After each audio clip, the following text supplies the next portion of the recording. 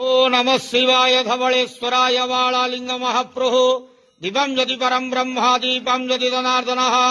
दीपाहरतु मे पापो पूजा दीप नमस्तुते धवलेश्वराय वालालिंग महाप्रभु संसार सुखी रखंतु आज फाल्गुन मास शुक्ल पक्ष एकादशी तिथि शुभ शुक्रवार रे समस्त श्रद्धालु भक्त मान को आशीर्वाद करंतु मनस्कामना पूर्ण करंतु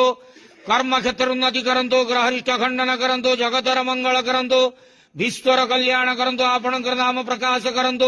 सेवकर डाक श्रवण करंतु समस्त ग्वावसा भक्त मानकर मनस्कामना पूर्ण करंतु जो जो भक्त माने आपणक पाखरे मानसिक रखिजंती तांका मानसिक पूर्ण करंतु बाबा धवलेश्वराय वालालिंगाय नमो नमः संसार सुखी रखंतु आनंद केवार हरि बोलो आज एकादशी शुभ शुक्रवार रे समस्त श्रद्धालु भक्त मान को आशीर्वाद करंतु आनंद केवार हरि बोलो नमः शिवाय महारुद्राय शंभ सदाशिवाय धवलेश्वराय वालालिंगाय नमो नमः।